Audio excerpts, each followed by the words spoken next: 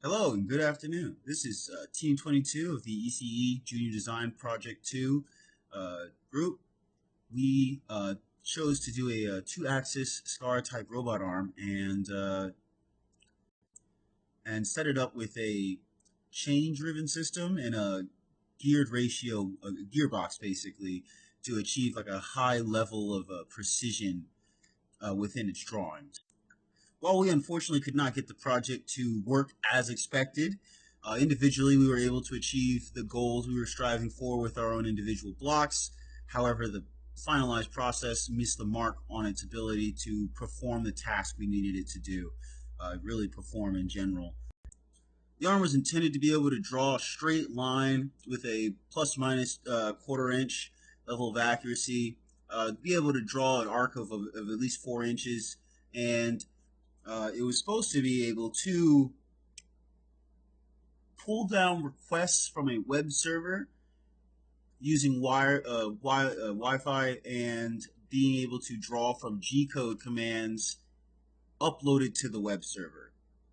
And it was also meant to have an emergency stop switch that would basically halt the motors, prevent them from moving. Um, and then it would be able to resume whatever task it was doing upon resetting of the e-stop. The arm height is adjustable. You can raise or lower it as needed. And the other rather unique thing about this particular arm setup was also that it boasted a battery power supply system, so that way you could basically just pick it up and take it wherever you wanted to, whether or not you had access to power, and it would still function as expected. This project was the goal envisionment of myself, Kellen Newby, Corey Towner, and Dario Meiji, and we we each split the workload into a set of two blocks each to take care of, and uh, each of us worked on our individual blocks, brought them back together, and displayed what we had and implemented it into the final design. Ultimately, the final design lacked in its ability to pull the images, the G code from the web server. There were some drawbacks in operating the motor drivers with the microcontroller. Uh, and while these pieces worked on their own individually in the blocks, when put together, they lacked some of the cohesiveness that should have allowed for them to work together more beneficially. A lot of the challenges that were faced came along towards the end. The initial planning and development stage that occurred here during the research, we kind of just had really no issues with. We learned later on that like using the L298 motor driver, not a good idea. It doesn't actually work with stepper motors. Switched over to the A4988 drivers, much better for operating stepper motors. They allow for PWM, while these do not. Uh, Big changes came about with the code block, and realizing like just designing the web server itself tended to be rather difficult when using the school's Wi-Fi just because of the firewall, and that may have played some parts we should have thought about in our decision making a little bit more. That I think another challenge that the team and I ran into when we were designing this thing was that we knew that each of our individual blocks worked very well and would assume that that meant that they would work well together, and without having verified that they worked well together before we got to the part where we were finalizing the arm, which happened around like week 9, week 8, somewhere in there to week 10. We were finalizing designs and putting things together, and then realizing like, oh, they just don't work well together. Especially when it came down to things like between how the motor drivers operate, how the UI operates, and then how is the UC interpreting these things when it's happening, as opposed to pulling code down from the web server to be sending it to these things, which we maybe should have come together a little bit more to like discuss like what each of these blocks actually needs to do to talk to one another, instead of just do they work on their own, which they work on their own, but not in tandem with one another. So we've got the dual driver shit that we put in there, um, which was meant to drive both motors. Uh, and I mean, it worked really well. It was quite good at what it did, pretty fast. Uh, but somehow did not seem to respond when connected to the microcontroller block as well as I wanted it to. It wasn't until we had started comparing our individual code. I didn't even realize that each of us was writing our own individual code for this, and it was around the time when I realized we were all writing our own individual code that there's a lot of differences between how we were all operating our individual blocks with the code. Um, and that was about the time when we all started to realize that maybe things might not work out the way we thought, because we were running each of our blocks in a slightly different manner for testing purposes. And then when putting it all together, well, the testing ones worked because that was what we were using it to verify its operation as expected, which was great. But then when you had to hand over your project and make it so that it would work with someone else's block, it quickly became found out that, well, they're not driving it the way you're driving it, and that may cause some other issues to come around. Big one that I noticed like was just between us writing in C versus C++. Uh, that definitely was a bit harmful when we came back to put everything together. Um, on the plus side, we all did learn quite a bit about, well, everything. Um, I actually was the one who made a lot of the decisions about the motors and the drivers, and I chose the stepper motor, the NEMA 17 stepper motor, because I figured that that was a pretty decent standard. It was a very nice motor. The specs looked really nice on it. And the L298N, that was a great driver in my opinion because it was very powerful.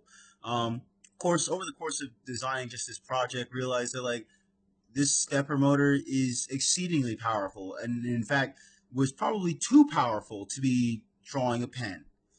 That probably was a bad idea. Probably should not have been doing that. It worked. There was no problem with it. It's just, as you can see from the video, it was very quick, which meant that like you had to be very careful.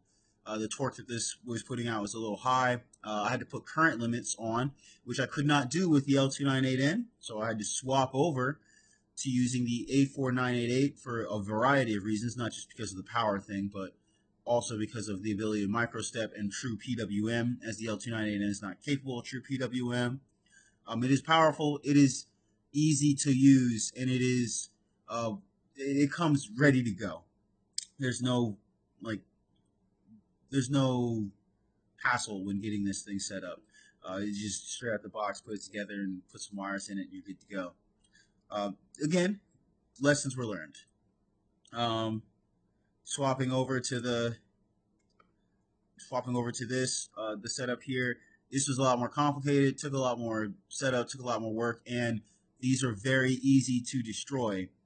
Um, I actually destroyed almost all of the ones we had before I got it right, um, and that was a pretty intense lesson to have to learn.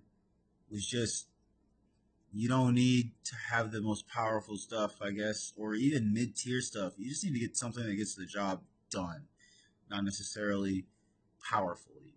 Um, Code block, we definitely learned a lot of lessons when it comes down to coding, which is that we should all agree on the language we want to code on before we start coding anything.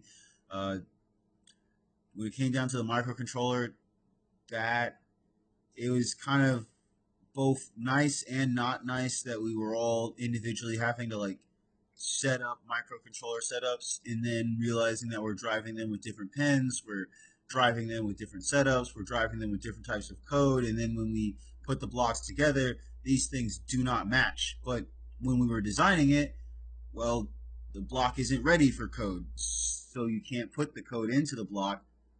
And if the block's not ready for the code, then you have to make your own. And then when you make your own, well, that code isn't what's going to be used in the final process, so that code is effectively useless except for the process of verification. It is not actually what the thing will be doing. And because of that, we ran into a problem where, yes, I can drive the motors using this code. However, this code is not G code. It does not read G code. It does not output commands in the form of what a G code command would do. It simply moves the motors. And that was problematic because while I had figured out how to move the motors, I had not figured out how to move the motors with G code, meaning that the man designing the code block, Dario, uh, was left to find that out on his own because I was unaware of the fact that he did not know that my code did not use G code.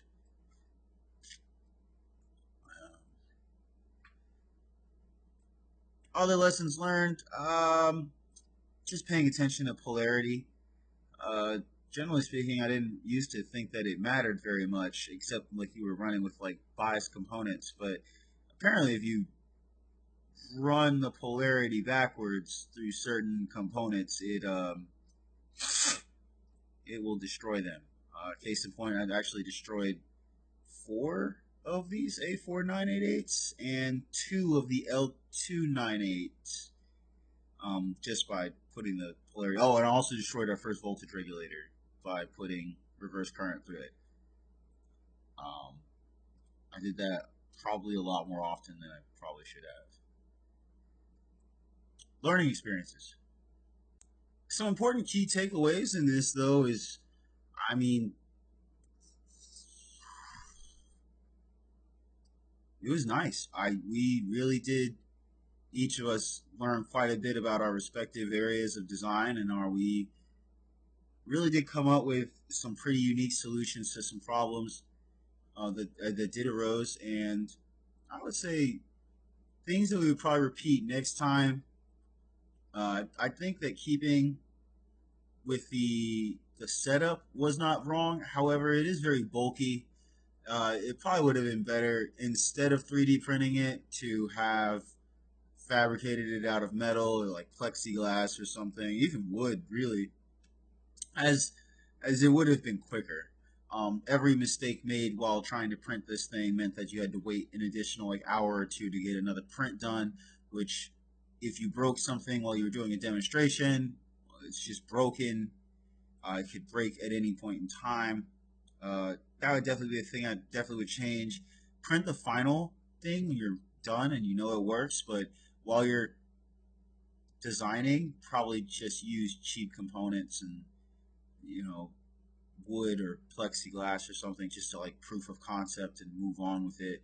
Other things I would say probably be really smart for our future endeavors would be to stock up on some components that we've never used before. It's one thing to use the ESP32s. We've used them. We don't usually have problems. Like we destroyed maybe one of them by accident, but other than that, we're pretty comfortable with them, so we didn't really have any problems. But the A4 988s we had never used before, and consequently we destroyed quite a bit of them, and we ran out, had to get more. And that destroying components was probably some of the most time-consuming thing ever. Like just any part of this that was destroyed ended up taking immense amounts of time because waiting for a new part to arrive or be reprinted. If you're going to design something like this, you should probably be a good idea to focus on like, I mean, breadboarding was actually very helpful. I used a breadboard after the second or third motor driver I destroyed because while it may look not neat, it does in fact help to see where things are going, and it keeps me from plugging reverse polarity in through circuits, which I, for some reason, can't stop doing. It would be nice to have more time to have experimented with different setups. I did realize, like, while I was working on this, that I, just me in general, had a lot of options. Dario came up with a lot of ideas about different ways to execute the code, and realizing that we had all these different ways to do it and flush them out, and then having to hastily decide on one that may or may not even have worked in the moment. um, it was kind of rough for that exact reason. A case in point, this image here is the larger chain that I initially chose, and because I did this block so early on in the decision making process, I was able to swap from this chain. But once I had made the decision to use this chain, I had already printed the arm, so there was no need for me to go back and reprint most of this arm. So while the change size changed, the arm size did not. So the arm is still made for this larger chain, and I think that if given more time, I would like to have had the opportunity to make this arm uh, smaller and lighter, so that it would not have been so off balance when I swapped to the lighter chain. Um, but these are just small things that having more time might have helped with. But at the same time, the idea here is to be able to design something that does a thing quickly, not necessarily something that does a thing the best possible way. And to have to, fight the fires closest to the house. So all in all, it was a good learning experience, even if in the end it did not work. We did learn a lot of do's and don'ts. We did learn a lot of design and development techniques to assist us with in the future. In fact, even after it didn't work that day, we still went home and continued to brainstorm ways to work, even though it didn't work for the final system verification, because we just really felt like it should have worked, because we did we did verify, we did trust that it worked while it was supposed to. So we did learn quite a few lessons.